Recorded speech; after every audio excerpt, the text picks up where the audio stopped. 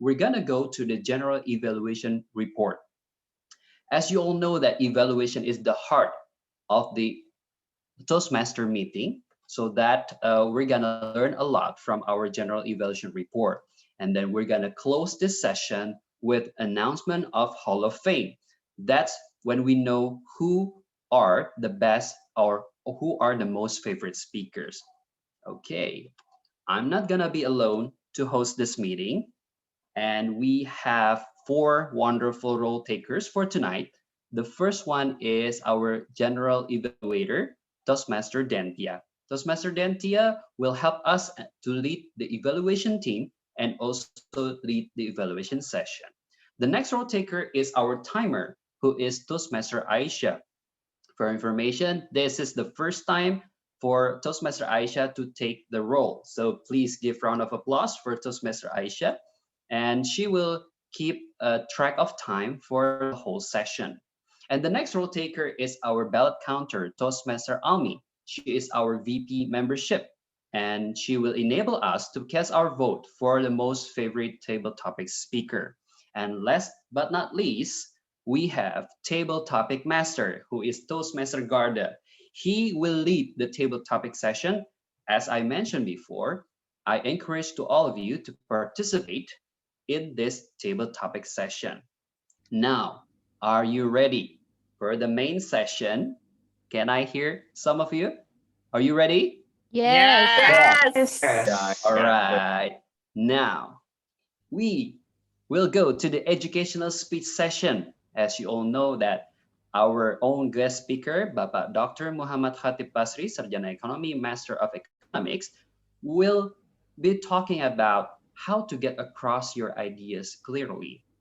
And also for your information, he is the current member of the World Bank Advisory Council on Gender and Development. He also served as the President Commissioner of Bank Mandiri, and he is also the former Minister of Finance of Republic of Indonesia from 2013 to 2014. So now let's give a big round of applause for our guest speaker, Bapak Chatib Basri. Happy morning, Pak Chatib.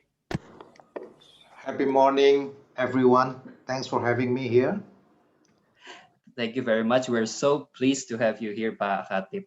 So actually, I had my question, but it seems that you have already answered that this is you are not a Toastmaster, and this is your first Toastmaster experience, I believe. Is that correct? Yeah, correct. Thank you very much, and we're so glad that the SCBD is your first Toastmaster experience, Pak. Pak, you seem that you are eloquent speaker, Pak. We have observed that you have done interviews, delivering speeches, not only in Indonesia, but also overseas, Pak. How do you develop your English speaking skills, especially at the early stage, Pak? It's a tough question, The answer is I don't know. Yeah, to be honest with you, when I was asked to speak how to get my ideas, you know, to talk about how to uh, write in sort of like in proper manner, to put everything down to earth. I don't have the answer for that. Can you hear me? I'm Yes, afraid Pak. there's something wrong with my. Yes, Pak. Okay, good. Clear. Yeah, because I don't have any sort of like formal training how to write or deliver a speech. Yeah, my experience was simply because I read a lot of books, listening to people. I watched a lot of movies. I think that's all. That's the things that inspires me. And if you ask me, because uh, uh, do we ask me how to to write a complex economic issue in a very simple way? Uh, to be honest with you, I don't have the answer for that one. But one thing that let me put this way, because besides I'm doing my job as a chairman of Bank Mandiri. I'm also teaching at the Department of Economics at the University of Indonesia, and I usually, probably I've got about 2 or 3 students, yeah, under my supervision to write their thesis, yeah. So one thing that I always ask them when they come to me and then come up with the idea, if they want to write the thesis under my supervision, I always ask them to uh, make a sort of like, how is it, not a conclusion, but how to sum up their thesis in one sentence. Yeah. If they cannot summarize their thesis in one sentence, then maybe their ideas is just too complicated. So the first test, yeah, can you summarize your hypothesis in one sentence? If they can do it, then I know he or she has a clear idea. Yeah, but the problem is, this is just sharing my experience about students. Yeah, they always like to come up with the big ideas. Yeah, tempted to go with, if they want to write something, they are thinking perhaps they can win a Nobel Prize. That's always the case, and then nothing wrong with that.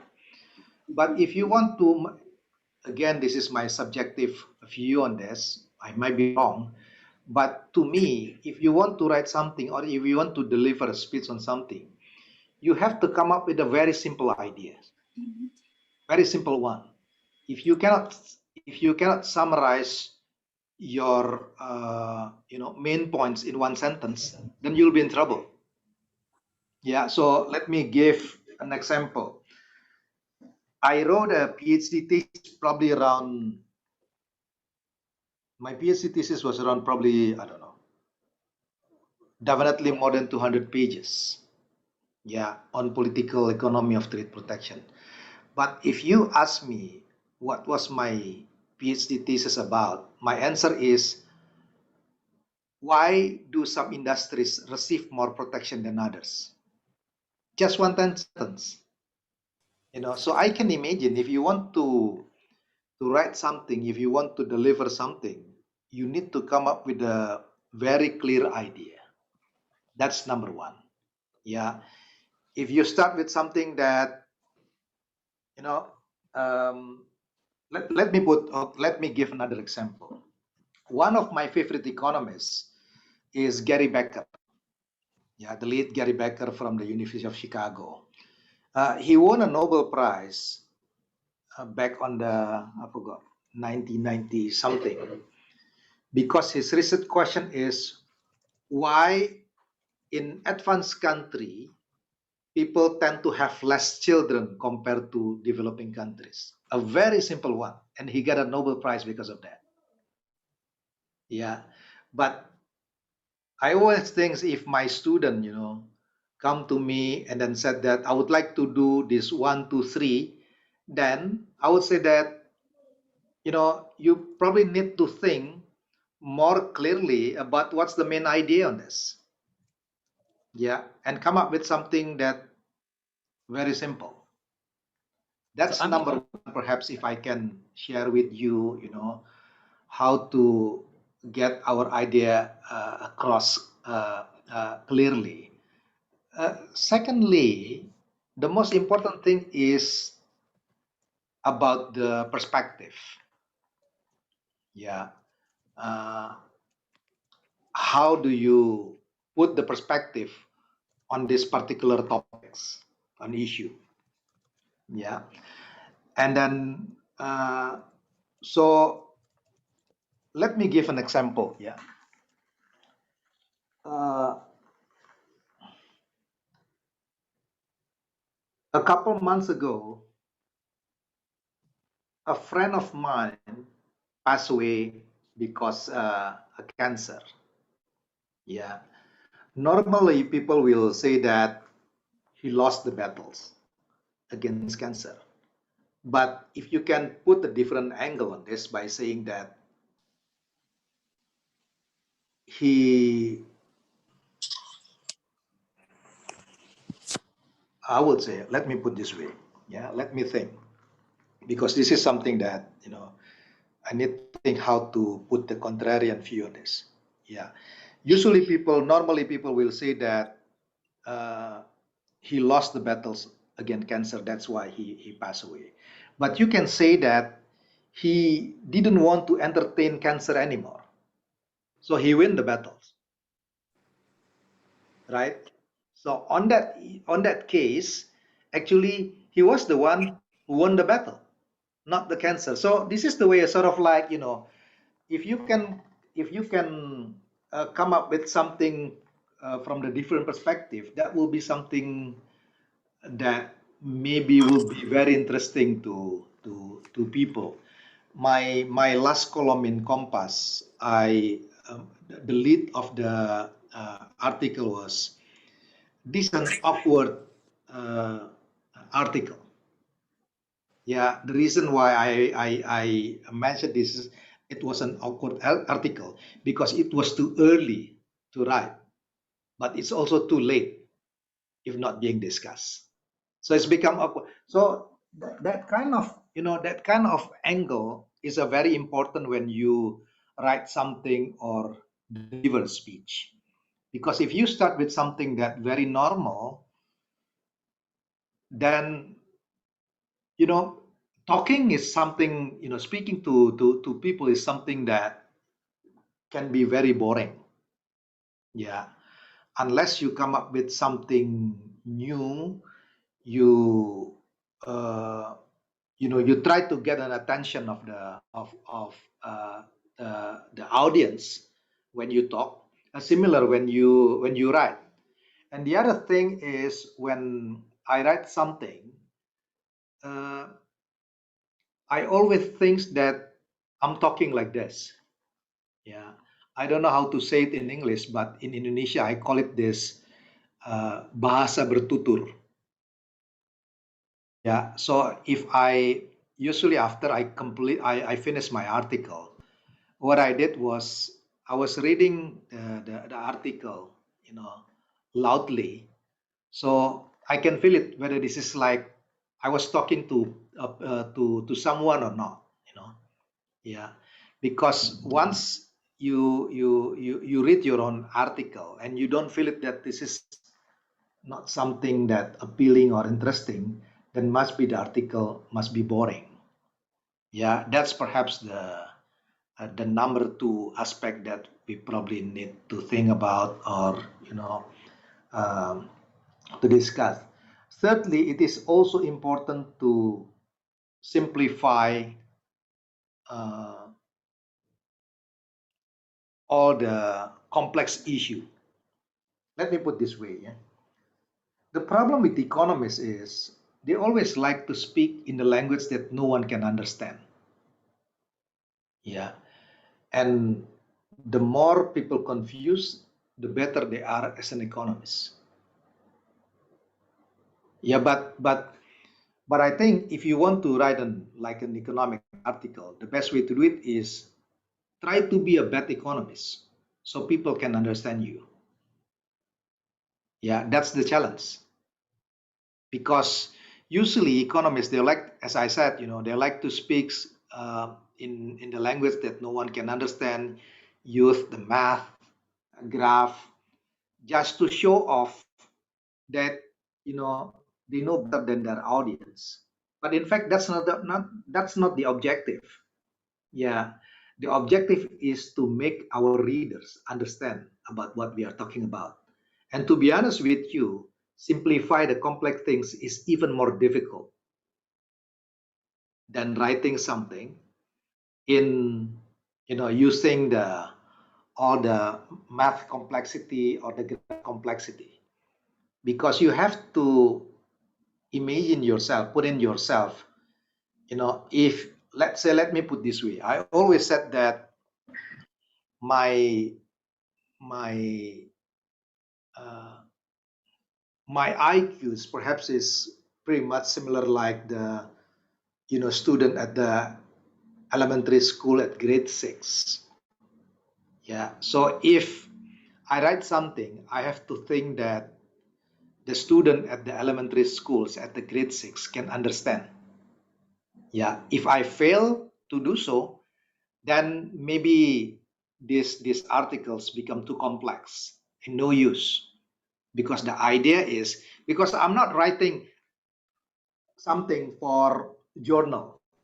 Unless you want to write something for the economic journal, then you can, using all these fancy, uh, math technique or chart or graph.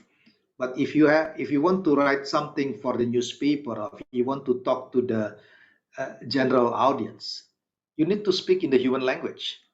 So that is why I always ask, usually before I deliver my talk, I always ask, who are the audience?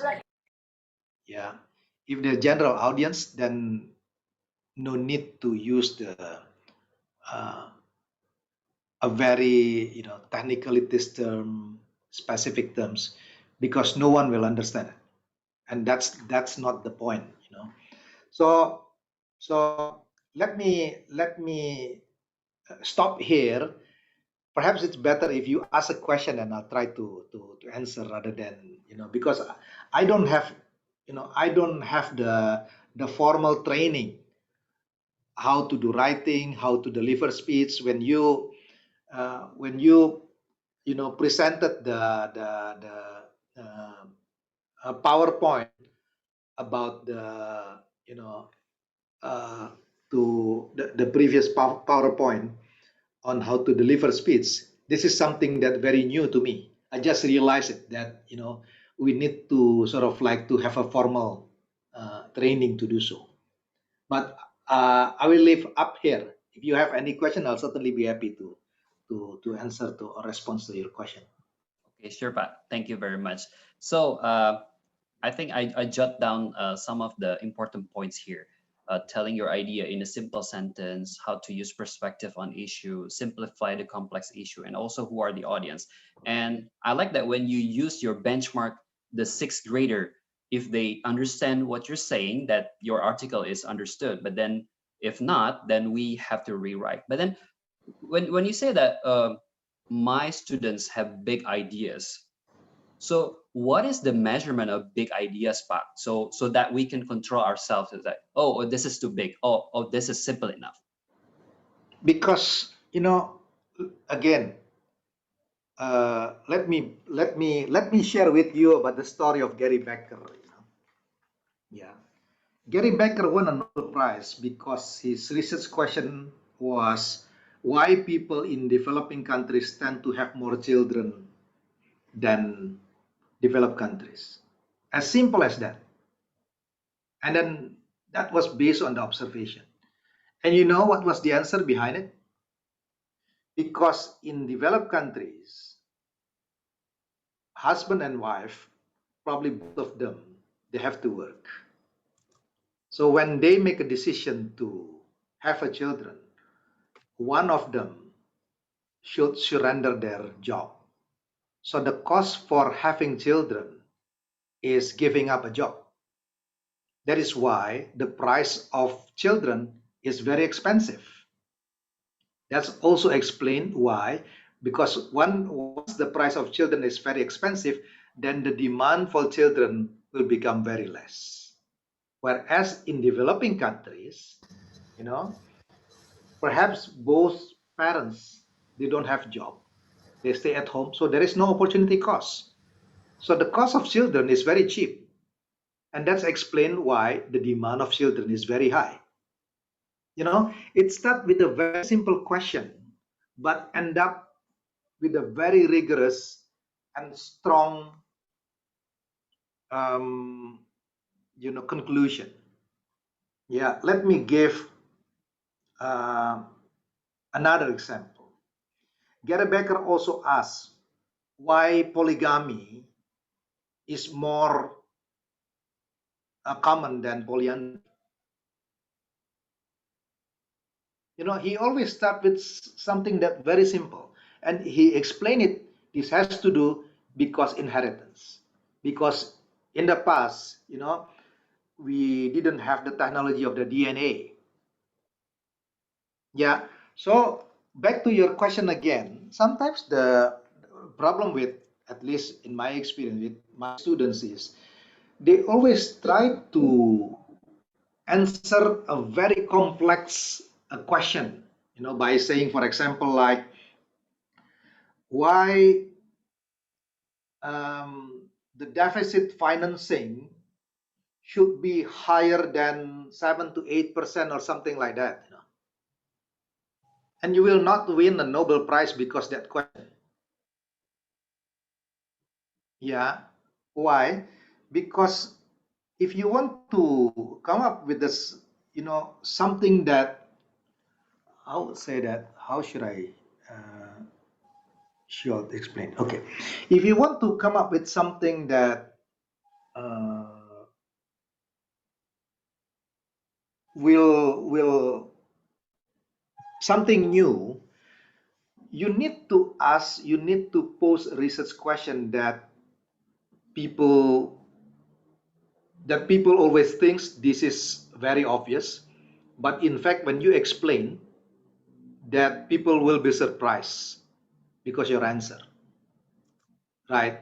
So for example, like, it's a very common, everyone know that people in developing countries tend to have more children than developed countries, but not many people ask the question why. And then angle perspective is very important, because you can argue because the culture, etc. The problem with, at least in my experience with my students, is they always come up with a very complex issue. For example, like, they try to calculate, for example, the impact of the 10% increase of the money supply into the GDP growth, or they want to, uh, see uh, the impact of this uh, uh, uncertainty, uh, regarding the COVID to this pandemic. What will be the impact of the pandemic to the small medium enterprise? That kind of thing is a very, to me, is a very complex question, because if you want to come up with something, you should ask something that obvious, that people with things that I already know the answer. Then later on they find out they don't know the answer. That's basically um, my definition about this, complex uh, question or not. Yeah. One thing that I always do in my class, uh, if you want to know whether your student understand about the topics or not, uh, no use for you. There is no point for you to ask them a question, because no one can provide a better answer than Google,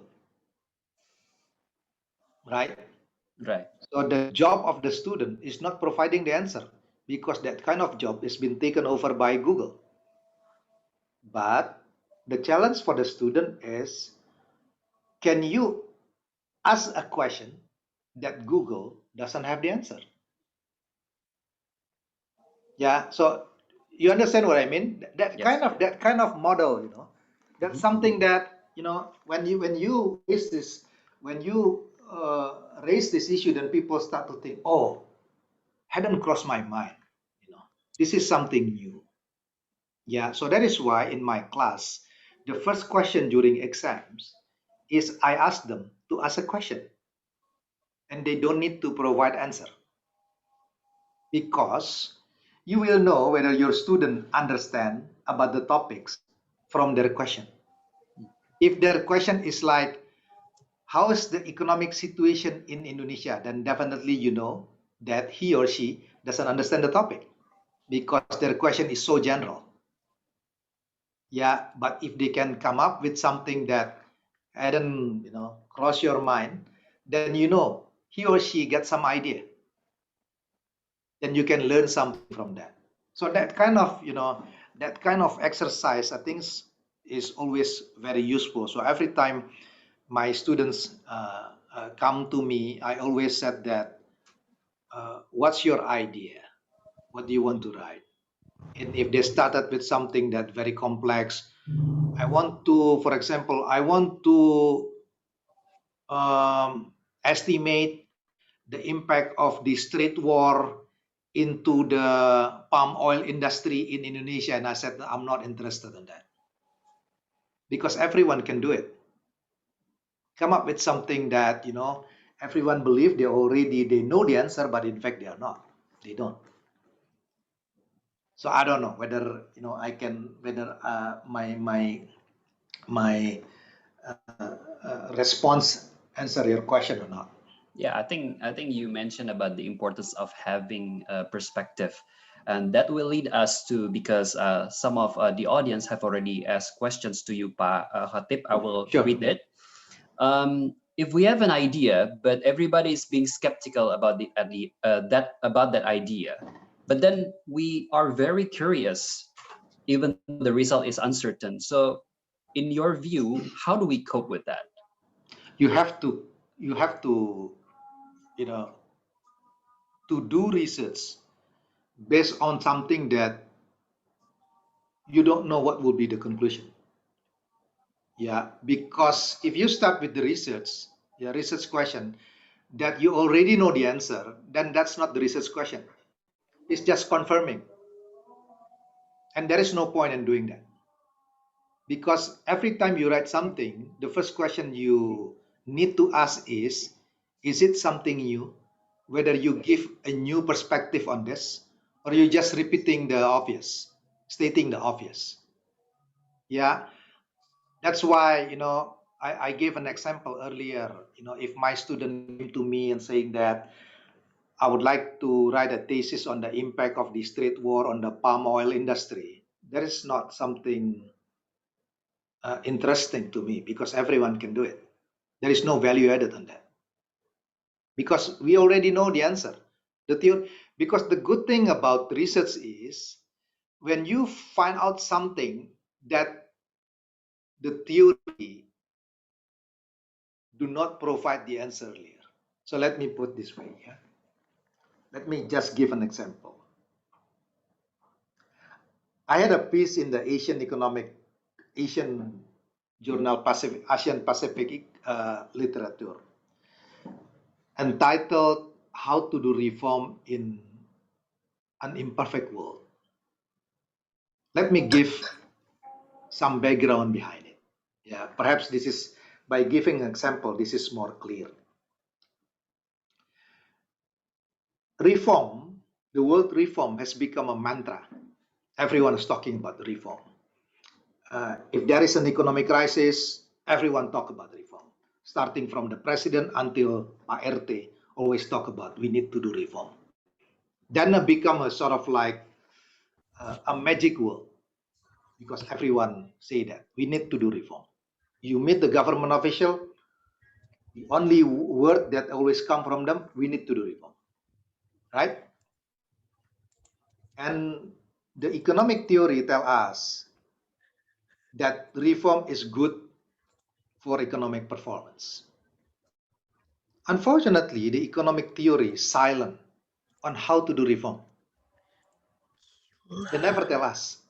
They always tell us that if you introduce reform like the Undang-Undang Cipta Kerja, the Omnibus Law, there will be a positive impact on the investment climate. But no one will provide the answer on how to do reform. Whether they have to prepare it in a very messy way, like what they did, a couple of months ago, because the process was considered of by many was not transparent, a lot of criticisms towards that, but no one will provide the answer on how to do it. Then to fill the gap, you can come up with this kind of perspective, because everyone always talk about the importance of reform, the impact of the reform on the economy, but no one ever talk about how to do it. And then we always, this is a problem with economists again. Let me give another example. Every time economists or technocrats fail to deliver reform, they always blame politicians.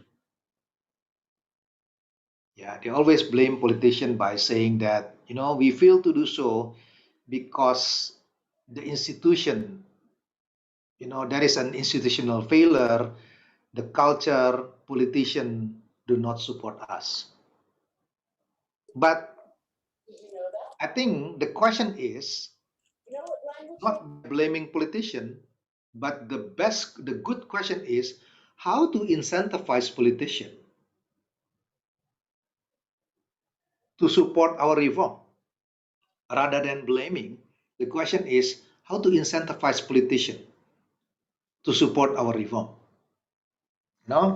Again, I share my experience. I had a long discussion with the former president World Bank when I was a finance minister, Jim Kim, and also Christine Lagarde when she was a managing director of the IMF at that time. I said to Christine and also to Jim, the recommendation produced by the World Bank or IMF are always first rate, excellent, brilliant. But the problem is most of the recommendation can only be implemented 25 years from now. Why? Because they requires a first rate institution and we don't have it. Yeah, they always preach us, the textbook always preach us to do the best practice. But what we need actually is not a best practice. What we need is a best fit. Because if you want to do a best practice, you probably need to wait 25 years from now. Yeah. So if you can use a sort of like a different angle, then people will see there is a value added in your writing or in your speech.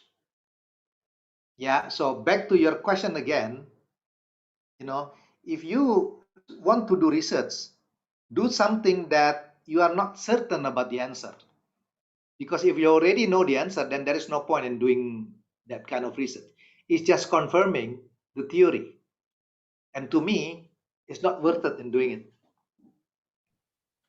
Okay, thank you very much, Pak. So I think we have already gotten the points that research and also use different angle are very important to make the audience engage, and also maybe some of the people get persuaded by our ideas. And our next question, we will dig more on the historical of your speaking experience, Pak. So how was your first international speaking experience? Can you describe it to us, Pak? I forgot already. It's a long time ago. Or Long maybe time ago. what was the most memorable speaking experience? Well, I I don't I don't remember anymore because it's a long time ago. Maybe when I was in Australia, when I did my during my master, yeah, or maybe I think during my master when I was in Australia, I have to to give a speech in a seminar, etc. And but it's a long time ago. But one thing that if I can remember something, every time I would like to deliver a speech, I get nervous, even until today. Yeah, I get nervous. But once I'm on the stage already and start to deliver speech, then I feel better. Usually after a couple of minutes, then I'll become calm and then relatively easy. I can talk, because if you prepare something that you need to uh, come up with a very structured, then makes me nervous.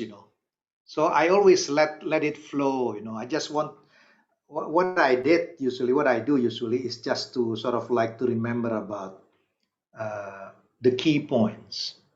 Yeah, and then also important to get a metaphor.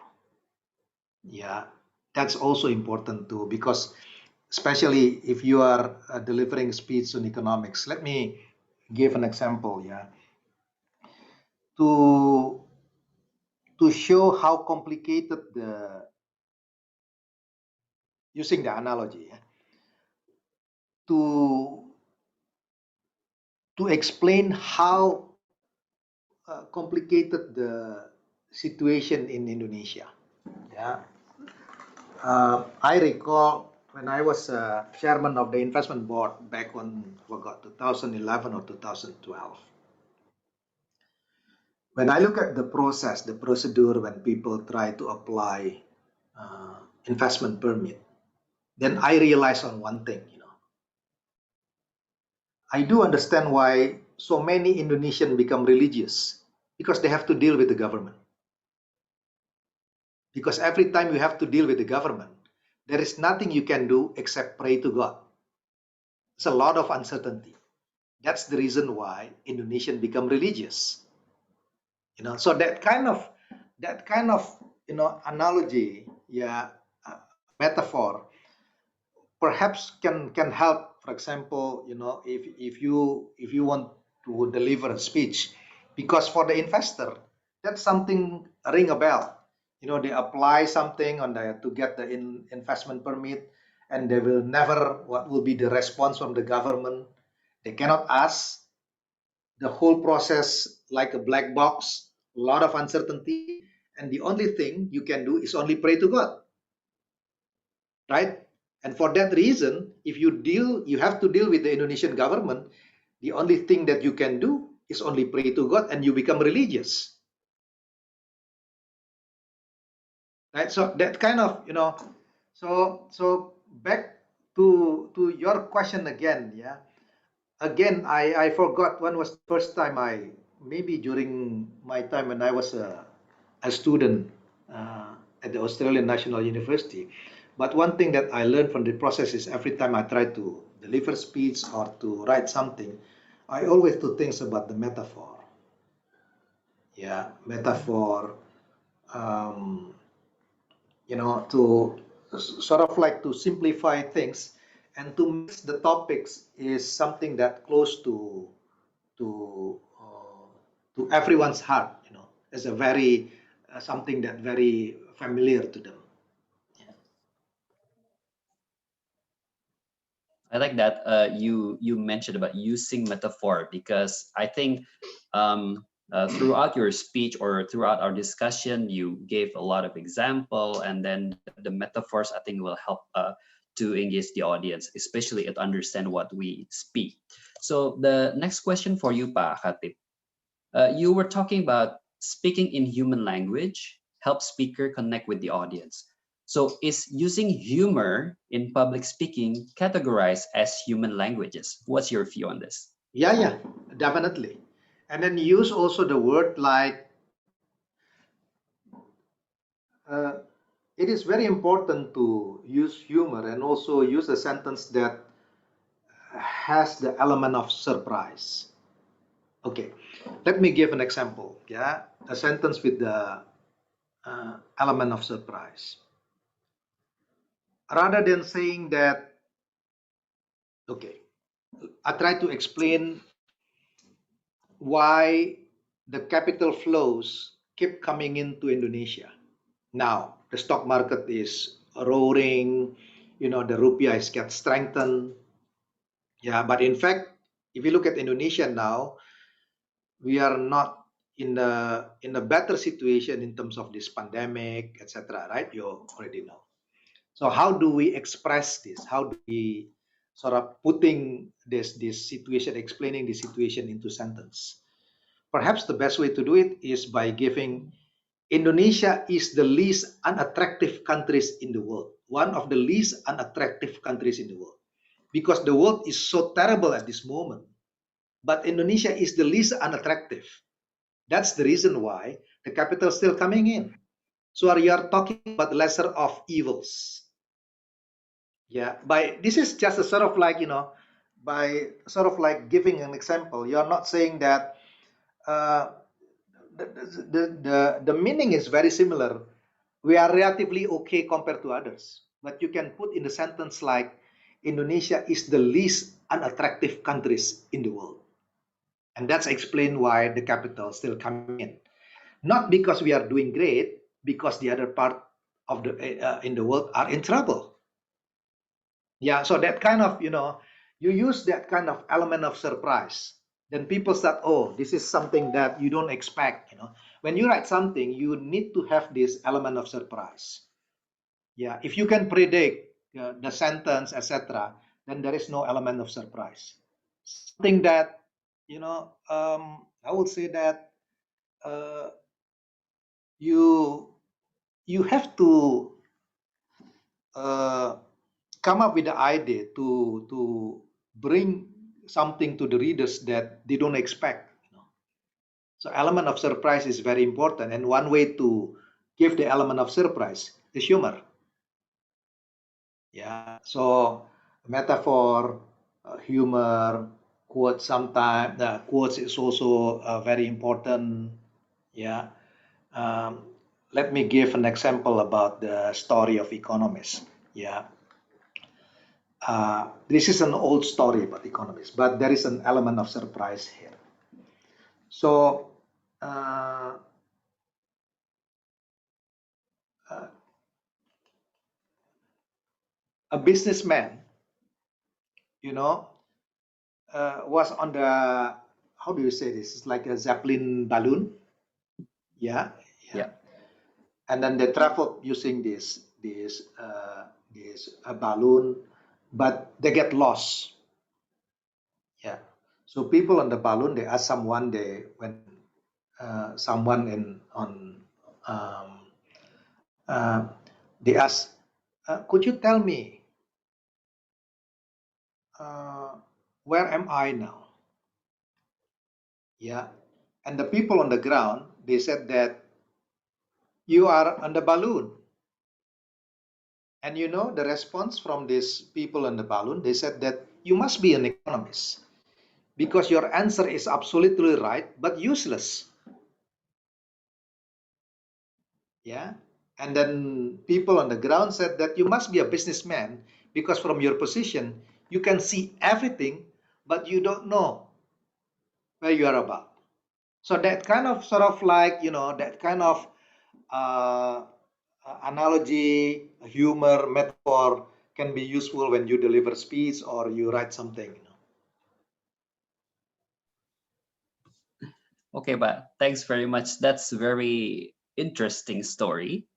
And speaking about economics, but economics is full of terms that sometimes, or maybe most of the times, not every people, easy to understand. So this is a scenario, but which one do you choose? The first one, you explain the term in a way that almost everybody understand, but the explanation itself might be a bit drifting from the actual meaning. So the spirit is to simplify, but then there's a risk of drifting from the actual meaning. The second scenario is to just say the term, give a short explanation, and let the audience try to find the meaning by themselves. Which one do you choose, or which one do you recommend us to choose? Tough question because each of it has this uh, advantage and disadvantages. Yeah. If I may respond to your question, not by choosing one of it, perhaps I can give an answer, a solution to it. Let me give, I don't know, how many of you were a student of economics here? No one? Nobody? Good. Okay. Yeah, that will be a challenge for me. I need to explain the concept of the so-called sunk costs. Okay. This is a very technical concept. Sunk cost means that if you invest on something, you cannot get it back because it's sinking, right? We call it a sunk cost. But if you try to explain it to the student, it will be very difficult. So the best way to do it, this is my favorite. Yeah, example. I ask my student usually, what's the difference between one night stand and steady relationship? Okay. On the steady relationship, you invest your feeling. The longer you have this, relationship, then the more in depth you get involved on your relationship with your partner. Then one day, if you get a problem, sometimes it's not easy for you to cut your relationship because you invest a lot already. That's what we call sunk costs. There is a barrier to exit because you invest too much already. Because the relationship has been going on for, I don't know, 5 years. You're going to say it's too long. We've been together for 5 years. We invest a lot in terms of feeling, etc. That's sunk cost. What's the difference with the one night stand? You don't invest anything on feeling. This is based on the free entry, free exit. And that's explain why the one night stand could happen easily because there is no sunk cost on that. On the market, if you're talking about this perfect competition, you are talking about the free entry and free exit. But if you're talking about infrastructure market, for example, you invest on this toll road, there is no way you can get the sunk cost because you already built the road, right? As similar like by investing your feeling in relationship. So, so this is the way I try to explain something, or maybe any of you, this is a symbol of math, yeah, in math. Um, Maybe any of you remember about the Javanese phrase, Witing tresno jalarane sukokulino. It means that the more you meet people, there is higher probability that you are fall in love. Okay, how do we explain this in mathematical model? Yeah, so let me put it this way again. If let's say the probability to falling in love is y, okay, and then the frequency of meeting is x, then the probability of falling in love will depend on the how many meetings that you have, right? So y will depend on the function of x. Yeah, so let's say y is equal 0.5x. It means by having meetings 2 times, you already fallen in love. That's the mathematical model. What about if the parameter 0.5 become x over x plus 1? Then it become asymptotic. You never reach 1. That's what people call sahabat aja, just friends. Because you cannot be together. So that kind of, if you can try to sort of like to explain things in the term that very familiar to you, that makes the story or the argument more familiar to them. This is just an example. This is just an example. So back to your question again. If I have to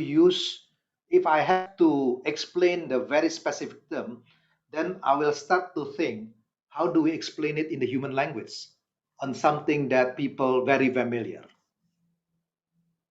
If I always said to my student, have you heard about the term sok jual mahal? Ya, can you explain it why this happened? Itu cewek jual mahal banget. It's simply because the demand is high. So when the demand is high, price goes up, right? But let's say a boy or girl, dibilangnya murahan. They call it a murahan, cheap, because they supply too much, right? It's a very simple supply and demand model. So, this is, again, sort of like an example how to explain the very technical economic terms in the very simple human language. I hope I answer your question. Yeah, I think those are very mind-blowing metaphors, but because I've never thought of thinking of one night stand and related to economics. So I think that's very genius. And the next question is, Pa, when you were the Minister of Finance, uh, how did you communicate your idea to the president when there are many discouragements from the other cabinet members? Oh, this is a very good question. First, again, you know, uh, I'm not, I'm not, I'm not blaming or saying that uh, the technocrat always get a problem of it. The problem with in my experience, again, this is my subjective view related to that.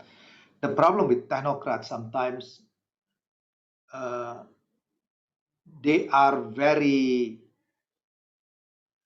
technocratic in the sense that if they would like to propose the idea, they always look at from their own perspective.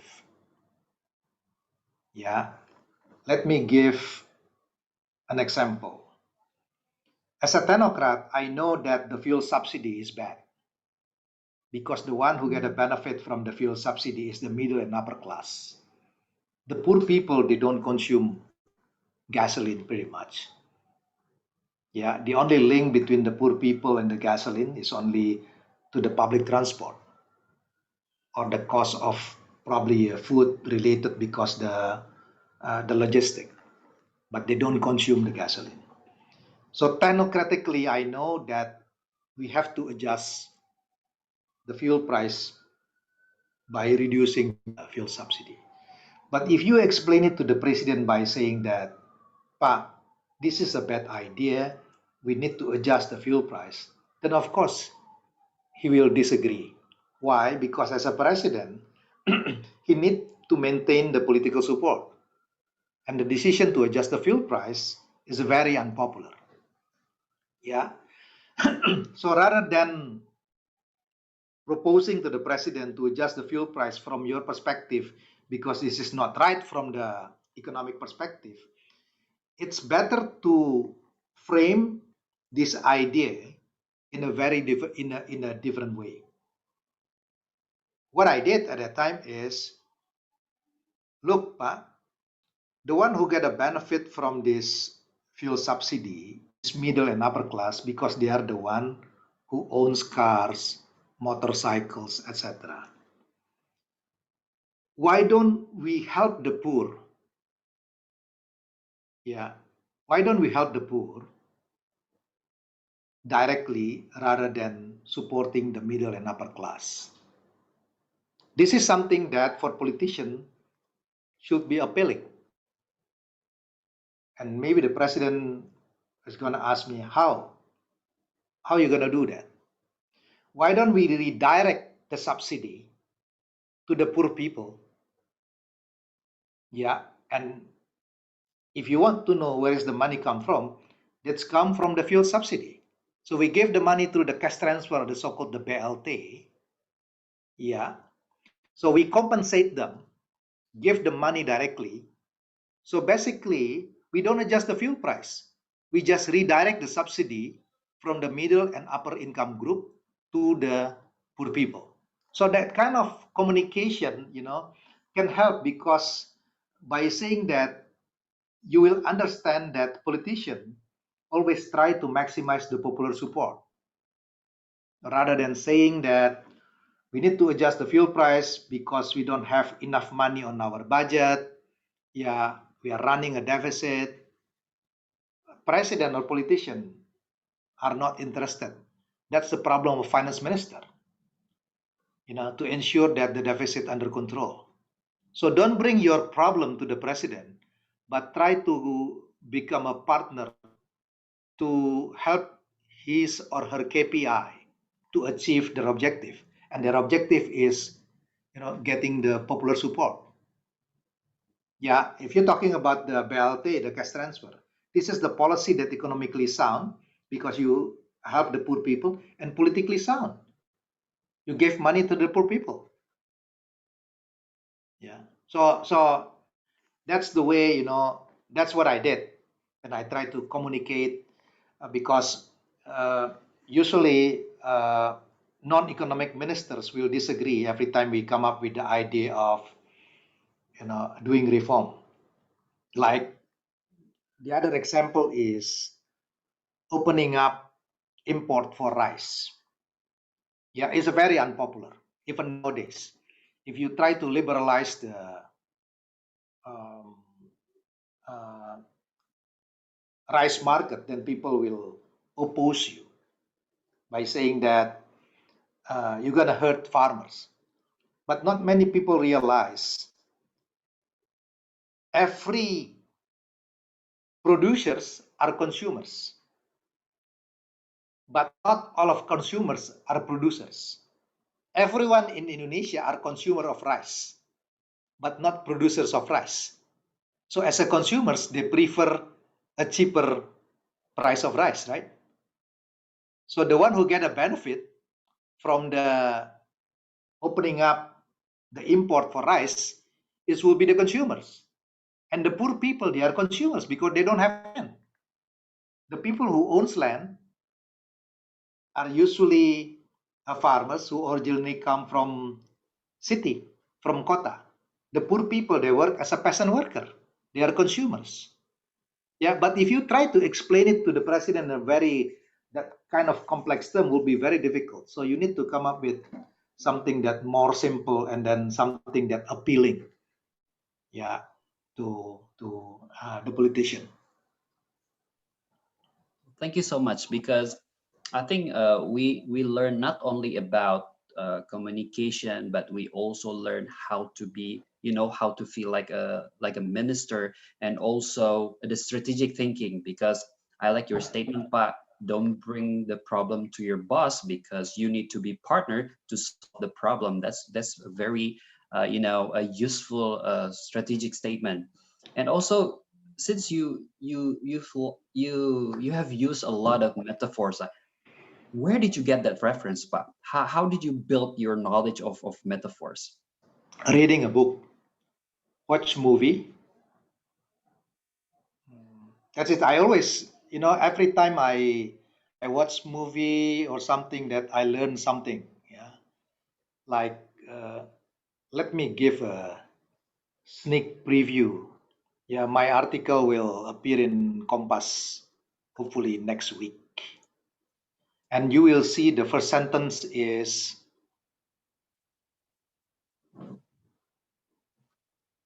I forgot already. Uh, but I try to use a metaphor about food. Let me try to remember. Uh,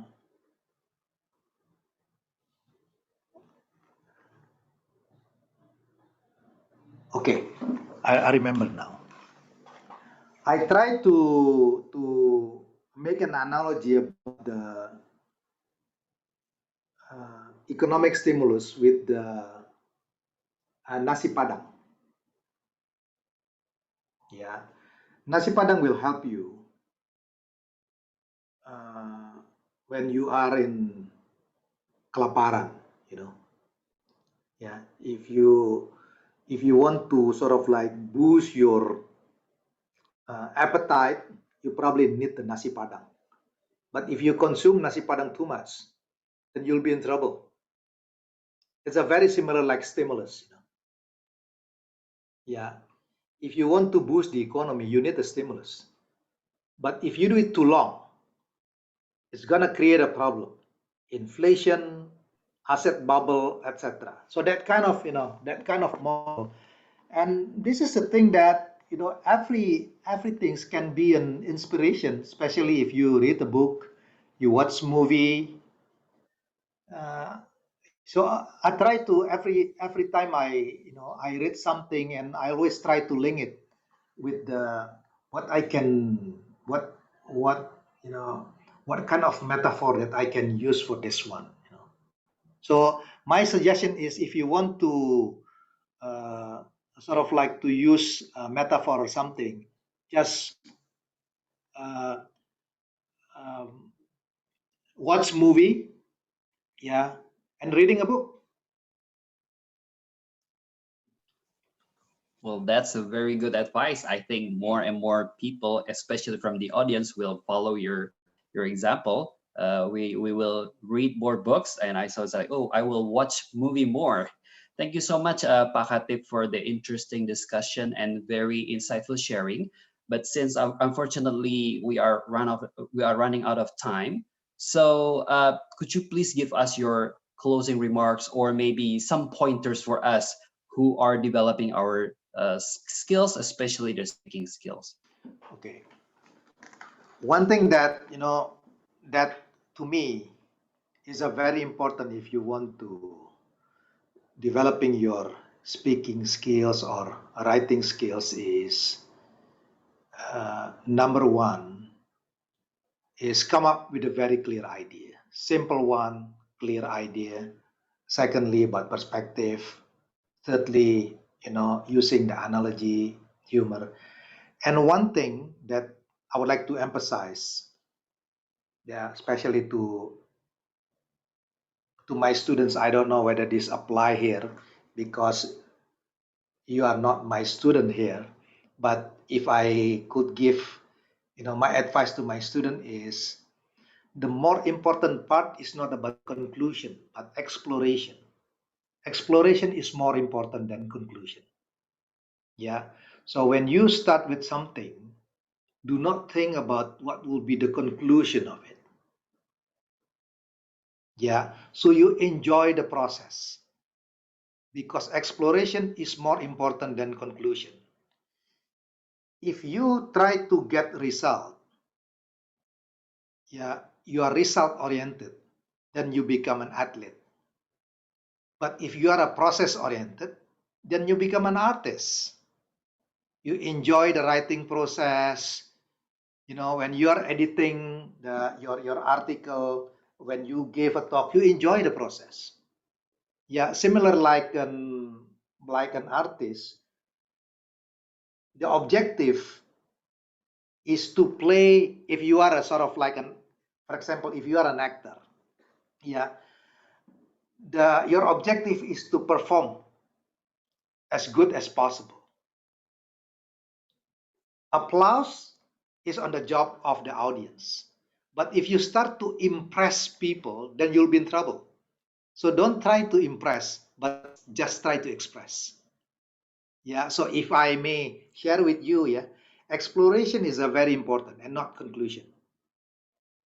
Yeah, so if you want to write something, enjoy the process.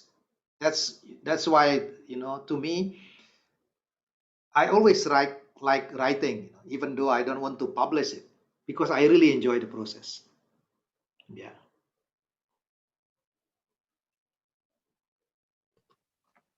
Okay, thank you so much for your closing remarks. We have clear ideas, using perspective on the issue, and also exploration is more important than the conclusion. And the most important thing is to enjoy the process. Thank you very much, Pa Chatib Basri, for sharing with us. And as a token of appreciation, I think our president and also the executive committee has something to present to you. So, Mr. President, over to you.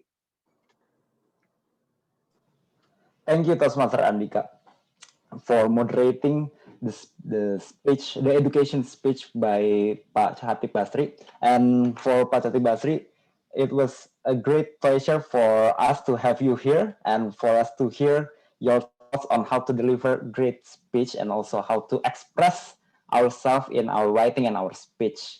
Here we have a small token for you, a certificate of appreciation for you, Pak Chatib Basri, in recognition of an outstanding delivery of the educational sharing titled How to Get Across Your Ideas Clearly.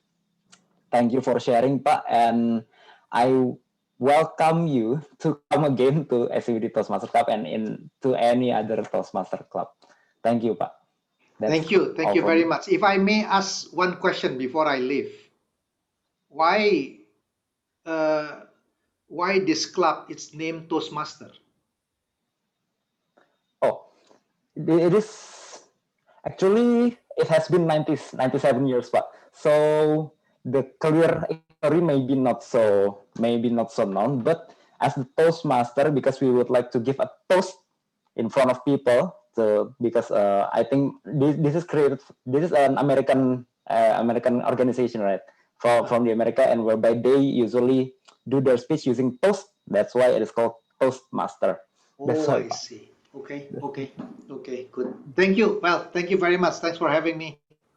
Thank Thank you very you. much, Thank you, Pak. Pak Chatib Basri. Before, And also, Pak Chatib Basri, yeah. we also would like to welcome, if you would like to try, you can also join our table topic speech session, Pak. Yeah, certainly. Next time Okay. probably I'll. Okay. Thank Okay. you. Thank you very But much. before you leave, can we have a group picture first, Pak? Oh, Yeah, yeah. sure. Okay. All right. We have 2 pages here.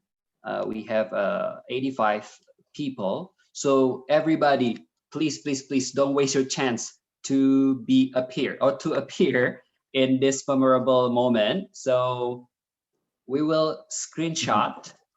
Okay, so screenshot together. I'm gonna give you 5 seconds to turn on your video. 5, 4, 3, 2, 1. Okay, so we have 2 pages. Please post whatever you want. 1, 2, 3. Okay, one more. So you 1, 2, 3. Thank you very much. Thank you. Thank you. So have a good weekend. Thank you very much, Pak Bye. Ati. Thank you very much, Pak. Bye. Thank you. Thank you very much, Pak. Have a nice weekend. You too. Bye. Bye. See you, Pak. So, ladies and gentlemen, how about the session? Do you like that? Sure. Yay. Sure. Thank you very much for the invitation. All right. So now we also have an exciting moment or exciting session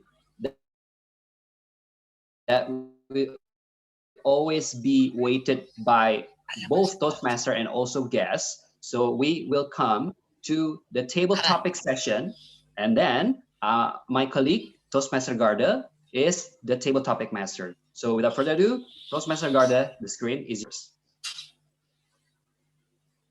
Thank you very much, Toastmasters of the meeting, Toastmaster Andika. I would like to greet happy morning to our participants of the night.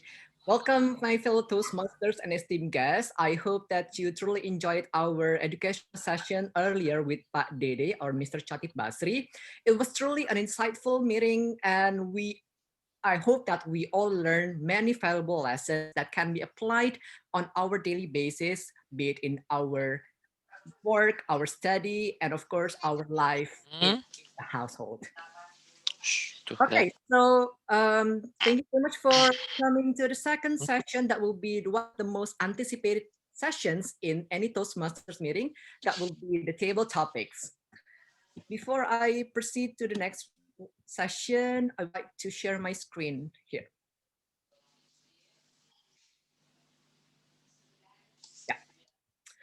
So welcome to our table topic session. Unfortunately, Mr. Chatib Basri or Pak Dede has just left the building, but I hope that this will not discourage you to participate in this fruitful session. And for our first time guests or any visiting Toastmasters, I'd like to explain a bit about what table topic session is. So basically in Toastmasters, we have these table topics in order to enhance or to train your critical thinking, whereas you will have to deliver an impromptu speech given a time span of 1 to 2 minutes, and our timer will change the background from green as in 1 minute, yellow or amber 1 minute and 30 seconds, and the last one red as marking the 2 minutes. And once the time limit have reached the 2 minutes, you will have to wrap up your speech within 30 seconds. So I already put in the chat box if you'd like to participate in these table topics.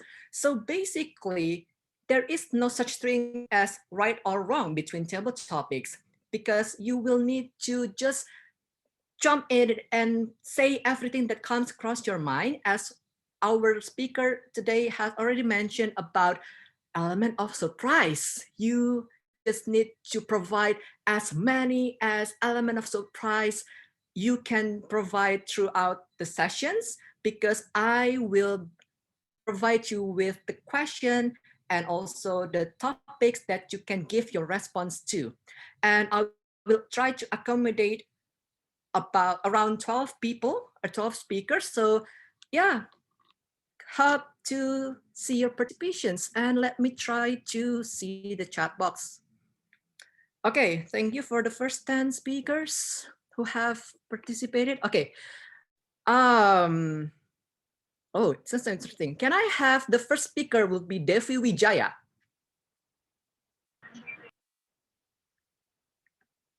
Hello, Devi Wijaya, are you there? Hello. Hi, how are you doing? um, Fine, but I don't think that I will be the first. It's fine. I'm a little shocked. It's fine. Even if that you're being the first or the second, you will need to also answer to the table topics. So yeah, be Okay, I'll try. full of element of surprise. Is this your first time joining any Toastmasters? Actually, I already ever joined Toastmaster maybe 4 years ago. I already finished my CC, Competent Communicator, but already 4 years I never taught Toastmaster again because I'm go from Medan to Jakarta for work. So I'm start to find Toastmaster again now. Okay, glad to Yeah, have you back. So thank you. it's not going to be a nerve-wracking moment for you. And now, since you are the first speaker, please provide this. What has been the most regretful thing you did not say, given the fact that you had the opportunity to speak up?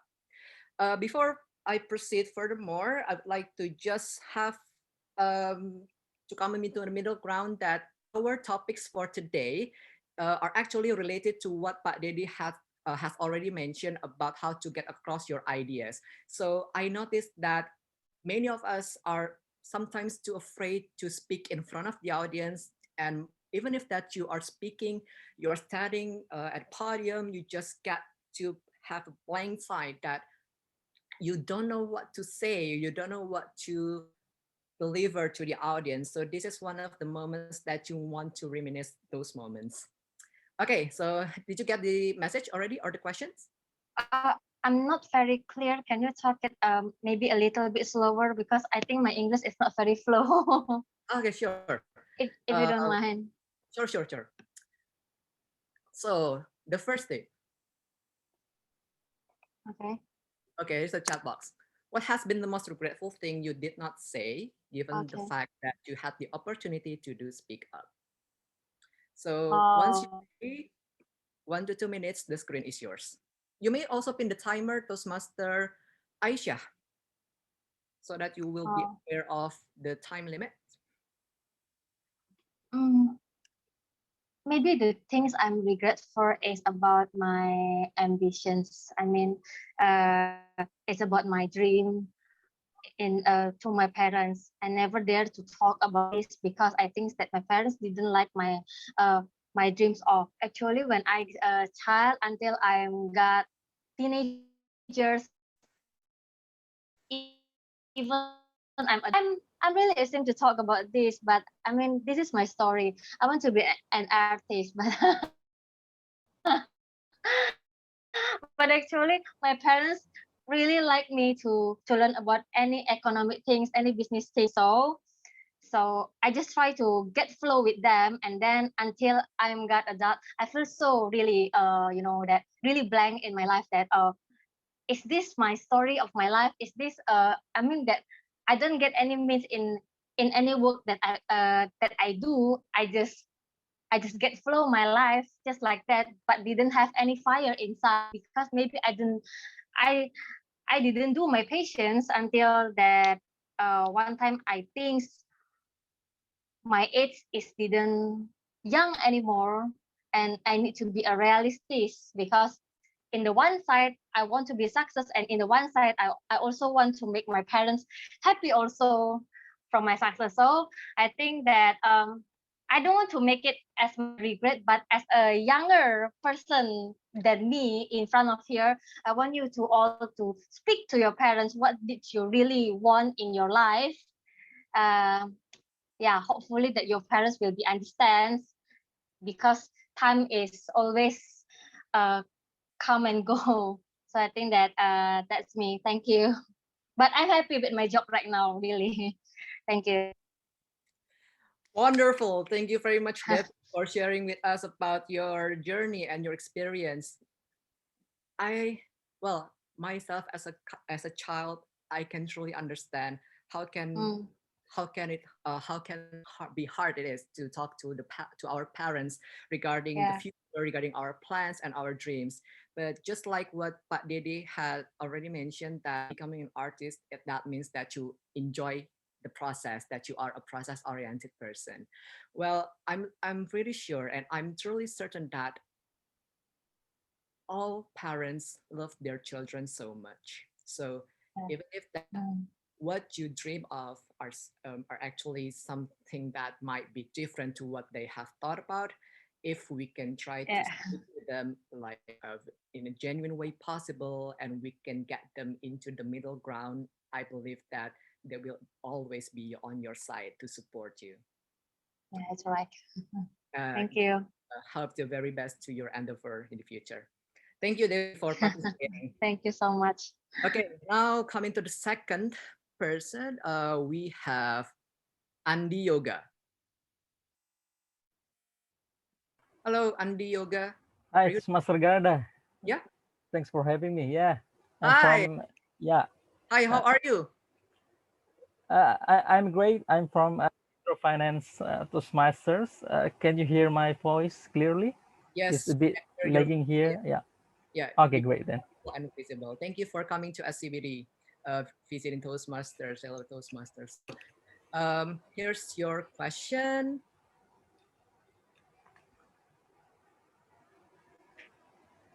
Which one is more powerful to you? Freedom of speech or freedom of expression, and why? I will also try to put into the chat box later which one is more powerful to you, freedom of speech or freedom of expression, and why. You've got a few seconds to think. Once you're ready, 1 to 2 minutes, the screen is yours. Toastmaster Andi. It's very interesting question, table topic master. So, ladies and gentlemen, fellow Toastmaster, distinguished guest, in response to the statement, I think the freedom of expression has a higher level than freedom of speech, because freedom of speech is part of a freedom of expression. You can express yourself in the form of speech or in other form of expressions such as songs, poet, uh, picture, or perhaps movement, right? And movement is one of the ultimate form of expression that can move the country, nation, either nation state or a country state, that it's either move in the good or bad direction for the movement. So back to the statement again, I think the one that is more powerful is the freedom of expression. And we thank God that we live in a democratic nation, the third biggest democracy after the US and India, even though it's having a bit more regression in the recent era, but overall it's still very good compared to the other countries, even for the oldest democracy like UK and US. They're teaching us, if something that is not maintained very well, if something is taken for granted, like the democracy that happened in the US and the UK, and that it could go wrong. And it's very ironic to watch the two oldest democracy having their free of expression thing turn the nations around to the something that is not expected. And back to you. I think that's the freedom of expression is more powerful than freedom of speech. Back to you, Toastmaster Garda. Awesome. Thank you very much, Toastmaster Yoga. I think one of your colleagues addressed you with yoga. So thank you very much, Toastmaster Yoga, for coming with that ideas about the You're most freedom welcome. of expression. Thanks Yeah, for having me. as if I may quote from your ideas earlier, that I believe that our gestures, our body language are actually speaking to in front of the audiences. Even though that we just sitting still or standing still, I believe that also expresses one of the thing to others. So I think in order to speak in front of the audience, or in order for the audience to get to the messages from us, it doesn't always about how we speak by our voice. Sometimes our silence can also mean the word to the others. Thank you very much for coming up. And now coming to the third speaker, I have Sharif.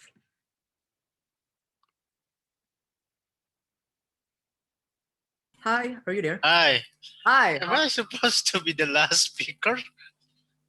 Well, No. fortunately, I, your table topic master, have the privilege to pick Okay.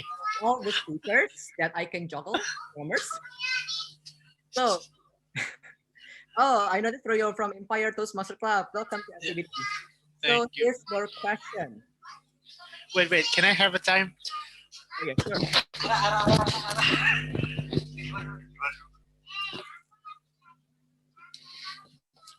Okay, Toastmaster Sharif, here's your question. When does silence convey more meaning than words, and why? When does silence convey more meaning than words, and why? I will also put the question on the chat box, and once you're ready, 1 to 2 minutes, the screen is yours. When does silence convey more meaning than words, and why? Okay, to be honest, this is my first double topic session since around 9 years ago. And I realized I started this just to give more time so that I will have minimum time for this table topic session.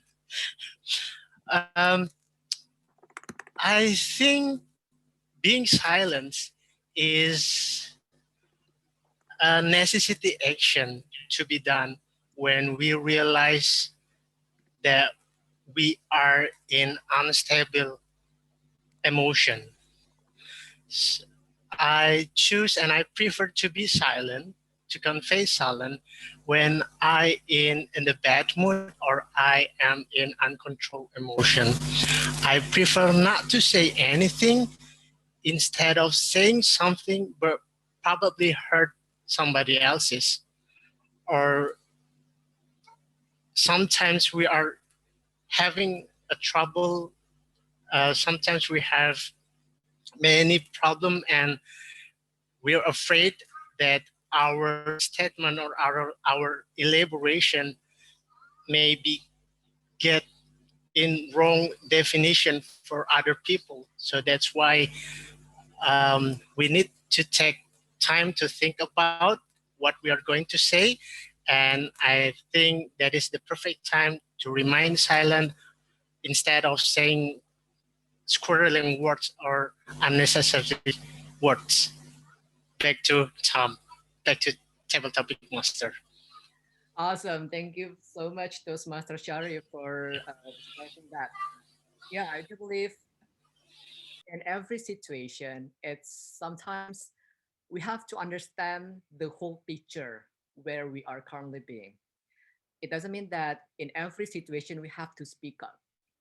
Because sometimes it can be considered as disrespectful to other people, but sometimes we also need to understand the position that we are currently dealing with. It doesn't mean that being silenced will be just locking in your voice, but as a matter of how would you say in the right time and the right place. That's what's more important. So thank you, Toastmaster Sharif. Okay, coming to the fourth speaker. Can I have Ibu Rona? Yes. Hi, Ibu Rona. Hello. How are you? Fine, thank you. How are you? I'm doing great. Thank you so much. I think that you are currently in Surabaya, no? Yes. Yeah, coming all the way from Surabaya to SCBD Toastmasters. Thank you for your participation, Ibu. Thank you. So here's the question for you. When did you not speak up when you should have? And what was or were stopping you? When did you not speak up when you should have? And what was or were stopping you? Once you're, yeah, I try to put in chat box as well. Yeah. Everything has a moment. So things will be beautiful in its own time. I stopped stopping and I should have said something when I am very emotional. I am someone who can snap easily when I'm not happy and I feel like somebody talked down or something which I really didn't agree. And I learned from my experience during that time, it's best just to calm down, try to think logically and not to be too emotional. So I will not regret what I do, what I did, or what I said. So there's time then we have to speak up when it's something really important. And if we don't do it, then something really bad or something that we will not achieve our goal. Yes, we have to speak up our mind. So in my opinion, there's always time for everything. When is the time to speak? When is the time to just keep silence? And when is the time to digest? So you take your time beautifully, and it's all beautiful at its own time. So back to TTM. Awesome, Ibu Rona. I was moved by your message earlier that, yes, I do agree there's always time for everything. So sometimes we think that, oh, it's just a bad luck. I am currently having a bad moment. Well, if we try to think or try to look at the brighter side, it's actually a time for us to reflect what was going wrong and something that we can improve furthermore. And thank you, Toastmaster Rona, for sharing with us that. And always try to think logically and don't let your emotions control your decisions. Sometimes at the end of the day, you will regret what you have decided earlier on based on your emotions. Thank you, Toastmaster Rona, for sharing with us. Coming to the fifth speaker, we have, can I have Ishraki, our guest? Hello. Hi, Raki, how are you? I'm fine. How about you? I'm doing great. Thank you for asking. So, as you already know about table topics, here's your question. If you had the opportunity to have a message across to a large group of people, what would your message be? If you had the opportunity to have a message across to a large group of people, what would your message be? I'll try to put into the chat box. All right. And if you're ready, 1 to 2 minutes, the screen is yours. Okay. First of all, I would like to say thank you so much for having me here. This is the many table topics that I joined. The question is, if you had the opportunity to get a message across to a large group of people, what would your message be? All right. Maybe I want to start by tell you a story. I am the guy with the background bachelor of communication.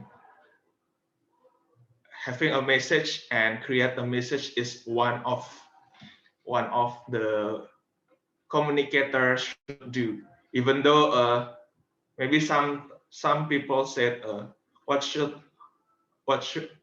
I learn what should I learn communication, since maybe we can do a communication with other people, but the others never know how the complicated communication is itself. If I had the opportunity to get a message across a large group of people, maybe I wanna say about the peace, because when we are living in peace, everything it's gonna be okay. Everything it will running well, because as a human we have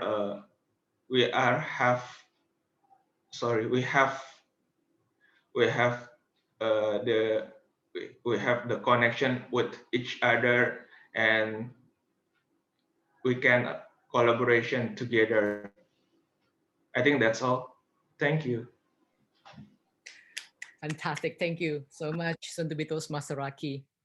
Peace. That's exactly one of the powerful messages across this evening.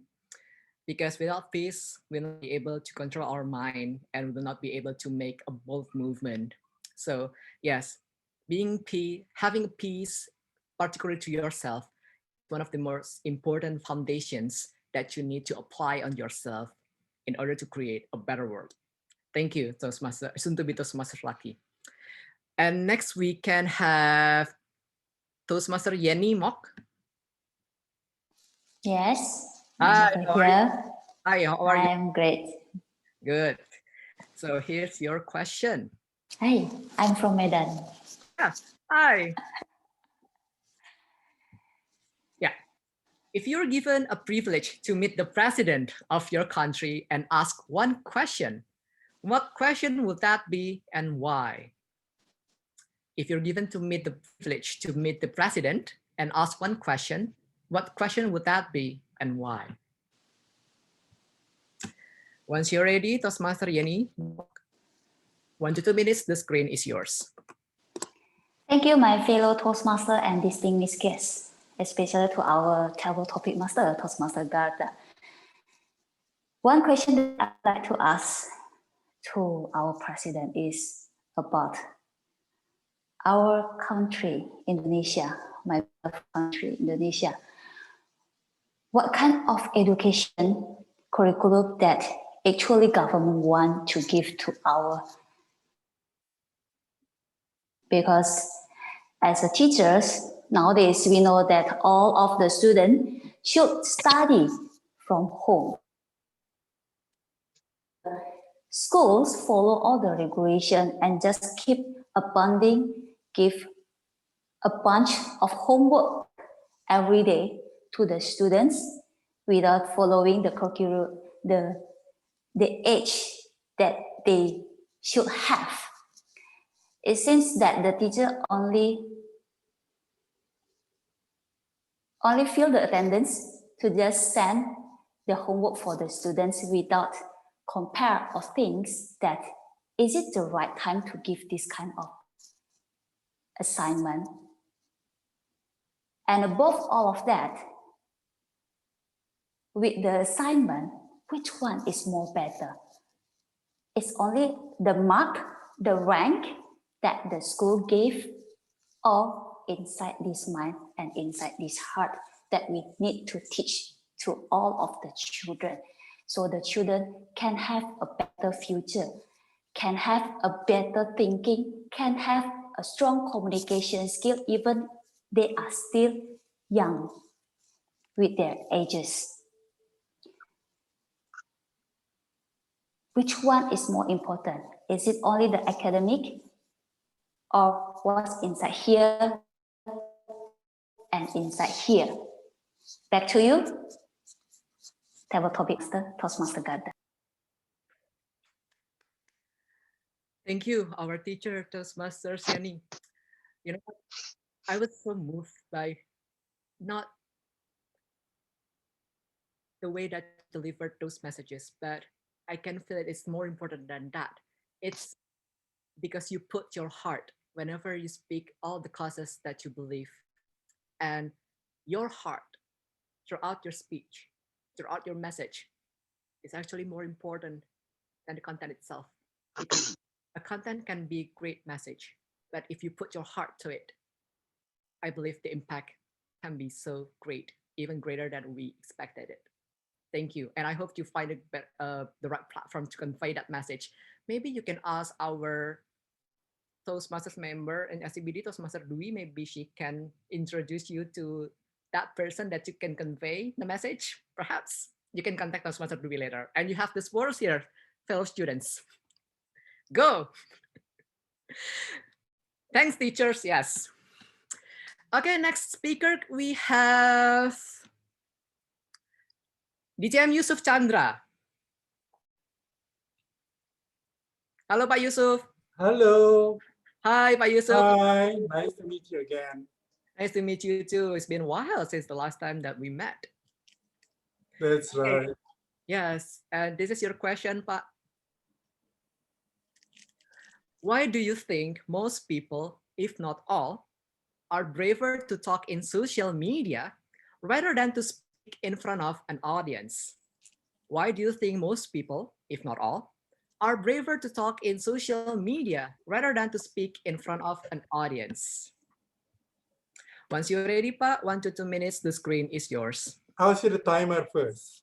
Yes, the timer is Toastmaster Nurul Aisyah. Which one is that?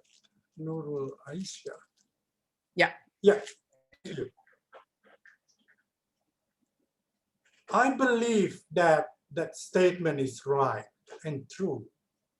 So many people that are afraid to talk in front of an audience.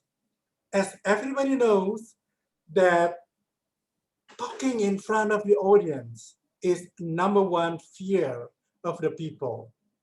Even it is higher than facing the death. But they can do it through the social media because they don't see the people right away. Most of these people are afraid to look at the eyes of the people. Just like in the Toastmasters, we learn how to speak in front of these people. And we are luckier than those other people because we are brave enough to talk in front of the audience, not only behind the social media things. It's always a nice idea of the Toastmasters training to train all the young people to be able to talk in front of the audience directly instead of only writing in the notes or in the social media. For me, I love to speak in front of an audience because I'm not good in writing. If I had to write in social media, maybe it will be the worst thing I've ever done in my life. So, ladies and gentlemen, we are very lucky to have the Toastmasters Club because we can practice our ideas, our speech, talking in front of so many people. Thank you very much. Back to you, TTM. Thank you, Pak Yusuf. Yeah, I do agree that with the advancement of technology nowadays, people are free to express their ideas and their thoughts. We are having to consider that there always be the ramifications and the implications afterwards. And it is also a great message to all of us that we are responsible to ourselves, what we write on social media, and why don't we just try to put and express in a great platform such as Toastmasters, for instance, so that you can also train yourself how to speak in a well-mannered in front of the audience, and you get to understand what you shall speak to the others for the good cause. Thank you, Pak Yusuf, for sharing with us with that. Yeah, offline could be more intimate. I do agree, Suntibito Samasaraki. And now the next speaker, can I have Reza? Reza Badarudin? Yes. Hello. Hello. Hi, how are you? Good, good. Thank you. Okay. Are you a guest or Toastmasters? I'm a guest. This is my first time, actually. Oh, good. Welcome to SCBD Toastmasters. I hope you enjoy our session today. Thank you. I enjoyed it so much, actually. Our pleasure. And your question. You are in an important meeting that will determine whether or not you are eligible for a promotion. What would be your strategy and your message to convince the executive board? Oh.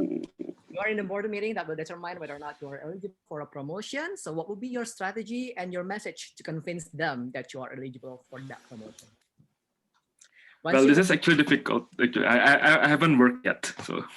Okay, just imagine that it is a hypothetical situation that eventually in the future you might be in that kind of situation. So maybe this is a good start. So 1 to 2 minutes. Okay. Into the Toastmaster Reza, the screen is yours.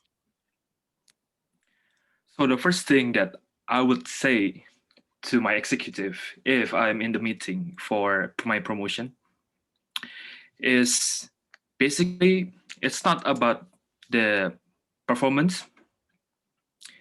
It's not about the loyalty. It's about my passion.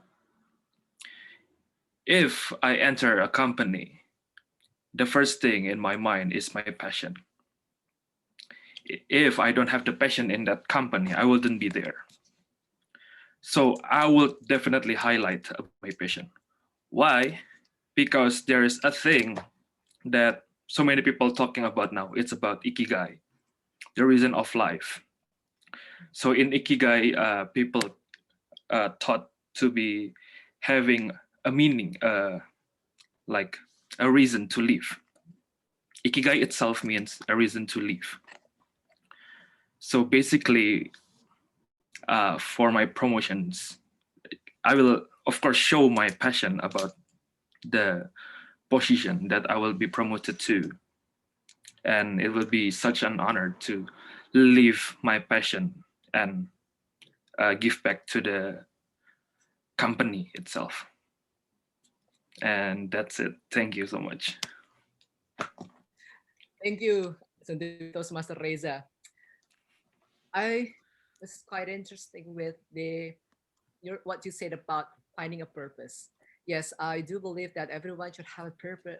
You have a passion. My apology. You have a passion in order to do everything that they will do in life, so they will be feeling enjoyable and feel content with whatever they do. And I believe with that passion, you can actually have to find the purpose, because having a passion is like an inward facing, but actually when you are having a purpose, it's actually outward facing, because your passion can be very beneficial for the others because you have a purpose. Thank you, Sundivitos Master Reza. Okay, we can have reached one. Can I have one more question? Yeah, one more question. One participant. One participant. Can I have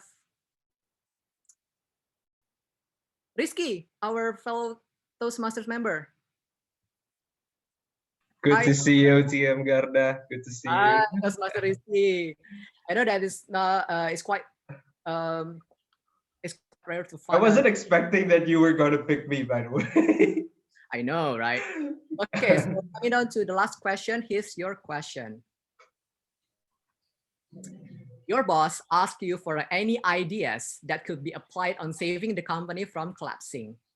Other than the content, tell us what would be the strategies you would use to speak to your boss. One more again, it's not the content, the strategy. How would you speak to your boss? Wow, that's a hard one. Give me 30 seconds, okay? Taking the best for the last. Okay. Can you give it on the chat? I mean, it's quite a long one. Okay. You haven't put it on the chat. I'm a bit, I forgot a bit. Okay. be the strategy?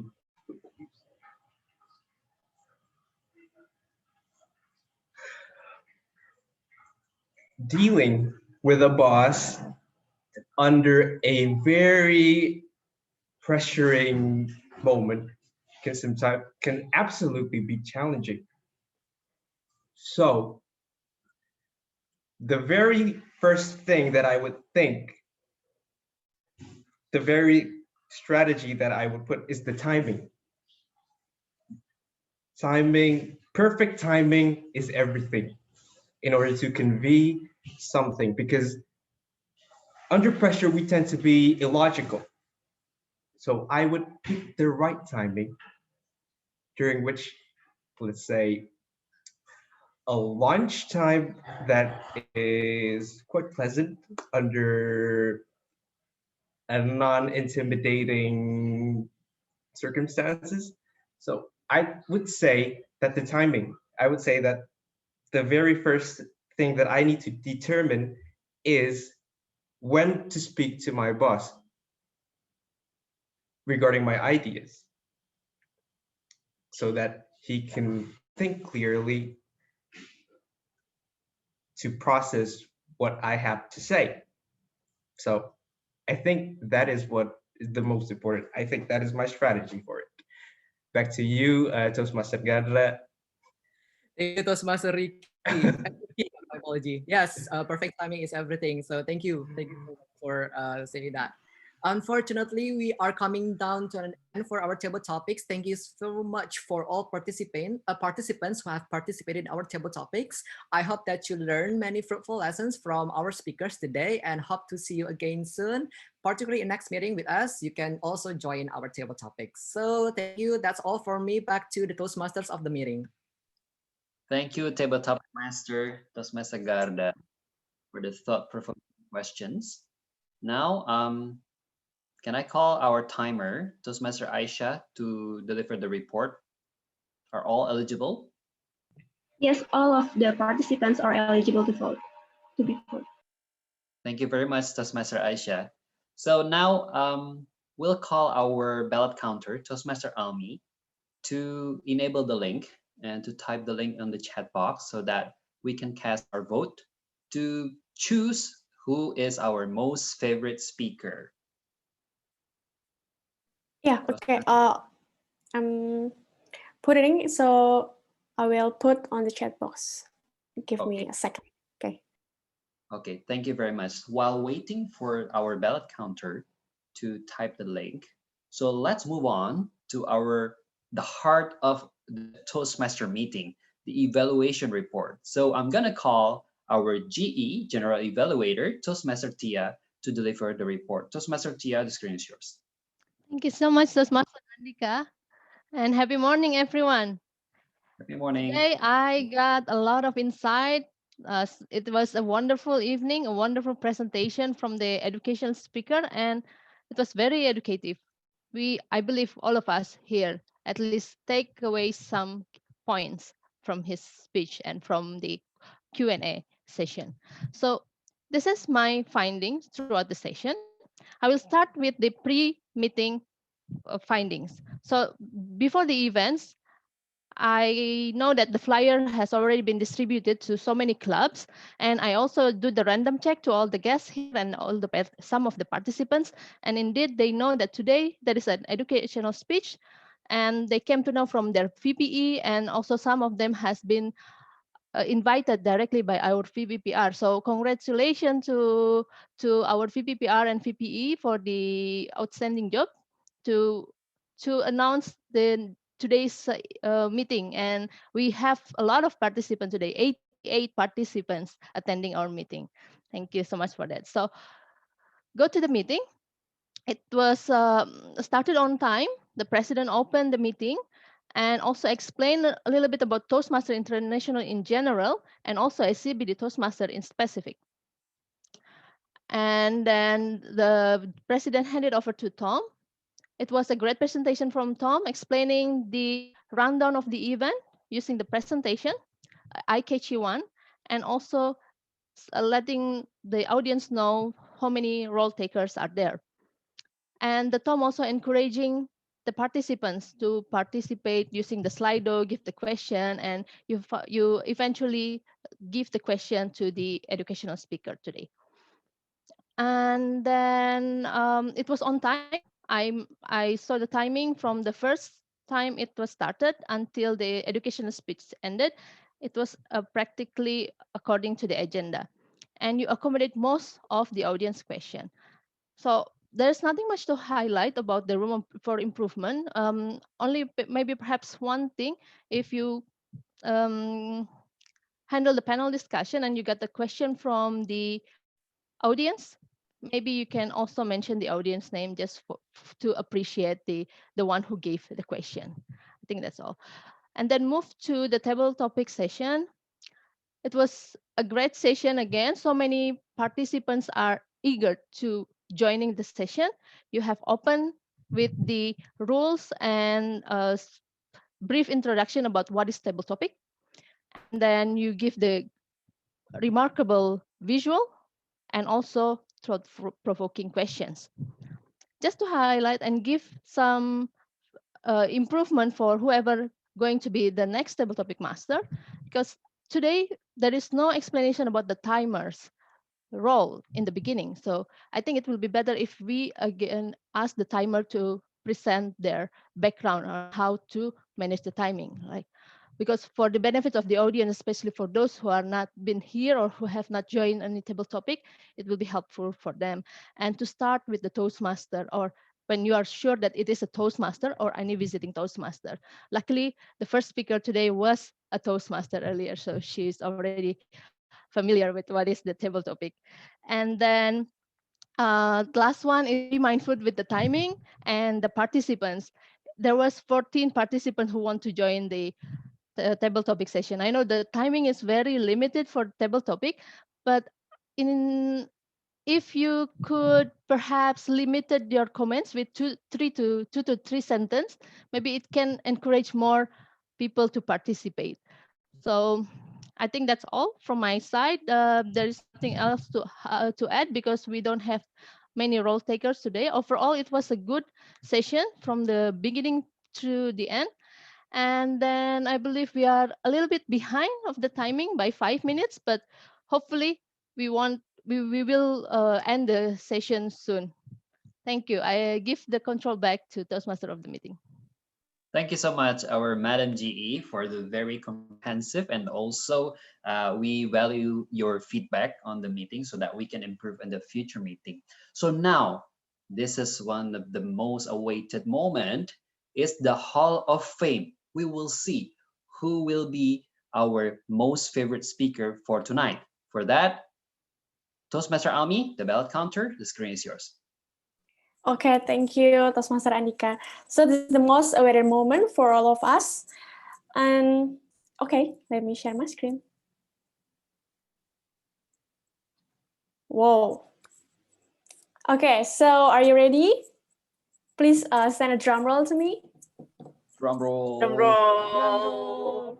Okay, so the best table topic speaker for tonight is drum roll. Yay! Whoa. Yay! Congratulations! Our economist. Congratulations. Thank you. Okay, congratulations once again, Rona. Okay, I think that's it. Back to you, Master of the meeting. Thank you, our ballot counter. So, wow, I don't realize that we have already reached 9:01 p.m. Indonesia Western time. So that I'm gonna close this meeting with a quote that I got from our educational speaker, was Pak Chatib Basri. Exploration is more important than the conclusion. So just enjoy the process and join SCBD Toastmaster Club. So back to you, Mr. President. Thank you, Toastmaster Andika. I think that is a very, very great way to conclude our meeting tonight using that very memorable quotes. And I don't want to add anymore because it was a beautiful quote. So let me just end let me just adjourn the meeting tonight with the sound of this power bank. I close the meeting. That's the sound, and happy weekend, everyone. Happy weekend. We have Happy weekend, everyone. Happy weekend, See you everyone. next time. Thank you for